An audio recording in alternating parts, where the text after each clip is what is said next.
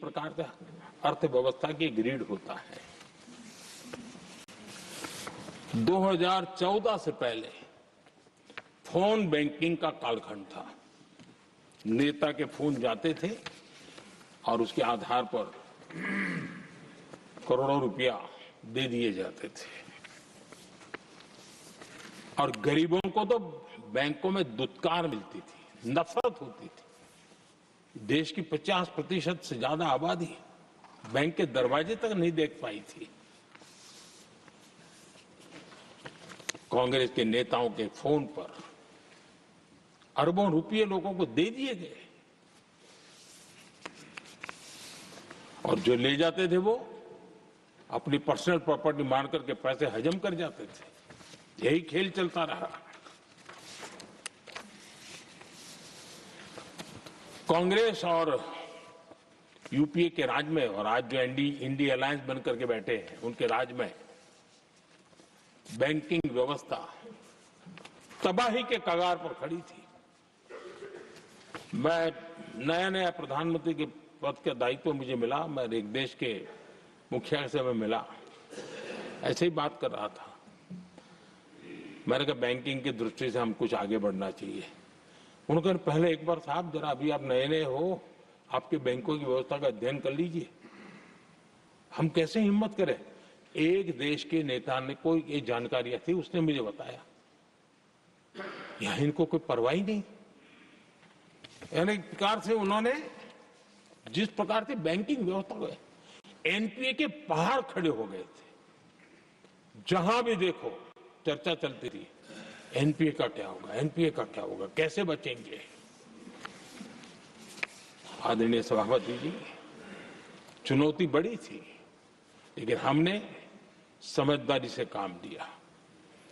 Banking व्यवस्था के सब कर्ता धर्ताओं को विश्वास में लिया।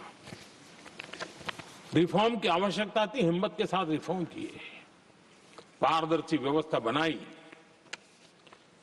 ढेर सारे बैंकिंग रिफॉर्म्स हुए और जो सरकारी बैंक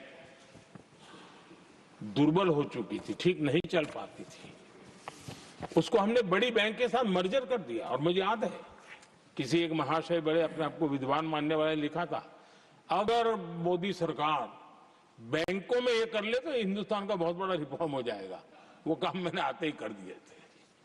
आदरणीय सभापति जी, और इन सारी चीजों का नतीजा हुआ बैंकों में जो बीमारी घर कर गई थी, उस बीमारी से बैंकों को मुक्ति मिली। बैंकों का स्वास्थ्य सुधरा, लगातार सुधरा, अभी भी तेजी से आगे दौड़ रहे हैं। और बैंकिंग का जब स्वास्थ्य सुधरा तो लेन देन का कारोबार भी उनका बढ़ा, लोगों को पैसे मिलने लगे, सामान्य व्यक्ति को पैसे मिले। ऐसे ऐसे गरीब लोगों को लोन मिले जिनके लिए कभी बैंक के दरवाजे बंद थे, बेचारा दूर से देख करके उसे जाना पड़ता था। आज मुद्रा योजना जो देश के नौजवान को अपने पैरों पर खड़े रहने की ताकत देता है, मुद्रा योजना जो स्वरोजगार की प्रेरणा देता है, लेकिन स्वरोजगार के भाषण के काम नहीं होता है, उसका हाथ पकड़ना पड़ता है, उसको साथ देना पड़ता है, उसको सहाय देनी पड़ती है। और हमने मुद्रा योजना के द्वारा 30 लाख करोड़ रुपया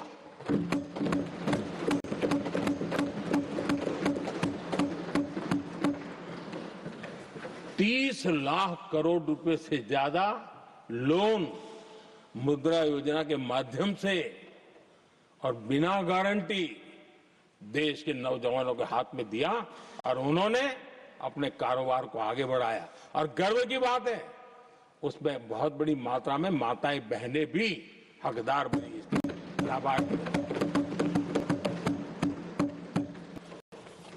सेल्फ हेल्प ग्रुप, इन दिनों ग्रामीण महिलाएं बड़े सपने देखती हैं, खुद अपने पैरों पर खड़ा होना चाहती थी। विमेन सेल्फ हेल्प ग्रुप का हमने विस्तार तो किया ही किया, लेकिन 10 करोड़ बहनों को हमने सीधी आर्थिक मदद की व्यवस्था की। हमारे एमएसएमई सेक्टर को हमने भरपूर लोन दी और मैं आज बड़े संतोष के साथ, बड़ी जिम्मेवारी के साथ इस पवित्र सदन में कहना चाहता हूं, हमने एनपीए जिसके पहाड़ हुआ करते थे 2014 के पहले, आज उसको हमने नीचे निम्न स्तर पर ला करके खड़ा कर दिया है। आज एनपीए 1% से भी नीचे है। ये अपने आप में बैंकों के स्वास्थ्य के लिए बहुत उत्तम काम हमने किया। मैंने इतना ही नहीं, हमारे बैंकों का प्रॉफिट आज रिकॉर्ड पर है, हाई रिकॉर्ड है उसके। ये अपने आप में देश की अर्थव्यवस्था को ताकत देने के लिए, बैंकिंग व्यवस्था मजबूत होती है तो बाकी अर्थव्यवस्था को भी मजबूती मिलती है। उस काम को कहेगा आदरणीय सभापति जी। मैं एक और उदाहरण देना चाहता हूं।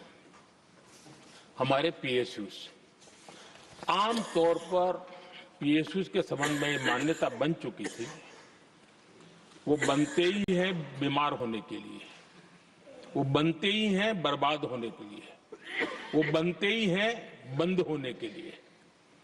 हमने इस पूरी मानसिकता को हकीकतों के आधार पर बदलने में सफलता प्राप्त की है। और ये लोग पीएसयूज को लेकर के कितनी गलत बातें फैलाते थे। अर्बन नक्सल की तरह ऐसे पीएसयूज के दरवाजे के बाहर मजदूरों की मीटिंग करके भड़काने का पाप करते थे, गुमराह करने का काम करते थे। इन्होंने LIC, state bank of India और भी एचएएल, ऐसे हर एक को बड़ा भला बुरा हो रहा, इतना भद्दे तरीके से। जब उनकी सरकार थी तब तो ये इन चीजों को संभाल नहीं पाते थे, उसको कुछ कर भी नहीं पाते थे। आदरणीय सभापति जी, हमने इसमें भी हिम्मत दिखाई। हमने पीएसयूज के संबंध में भी रिफॉर्म्स किए, रिफॉर्म्स की एक लगातार परंपरा चलाई। आज एलआईसी बेस्ट तरीके से होते हैं, पूरे कार्यकाल में अपना एलआईसी का जन्म हुआ तब तक उत्तम से उत्तम परफॉर्मेंस का कालखंड उसका गुजर रहा है।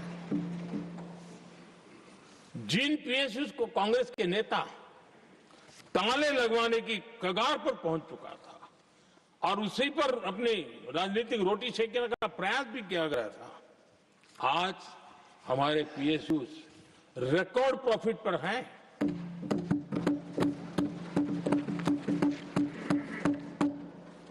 इतना ही नहीं, वे अपने परफॉर्मेंस से मेक इन इंडिया को भी गति दे रहे हैं।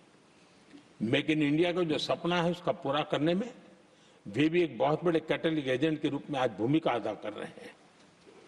रिकॉर्ड संख्या में रोजगार बना रहे हैं। इतना ही नहीं, हमारे कुछ पीएसयूज आज विश्व के अंदर जा रहे हैं, विश्व में भी अपनी ताकत दिखा रहे हैं, विश्व के साथ जुड़ रहे हैं, दुनिया के कई देशों के विकास यात्रा में वो भागीदार बन रहे हैं।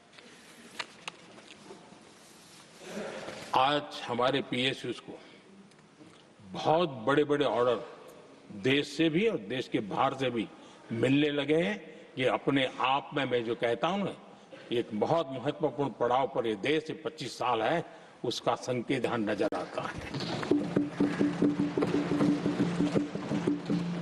आदरणीय सभापति जी, कांग्रेस ने विश्वासघात करने के विषय में भी हमारे देश के अन्नदाता को भी नहीं छोड़ा।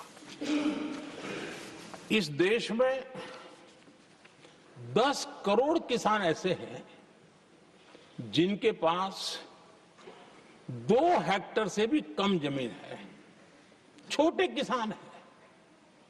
उनकी तरफ कभी परवाह नहीं की गई, उनकी तरफ कभी देखा नहीं गया, नहीं उनके दिमाग में ये छोटे किसानों का कोई महात्म्य था।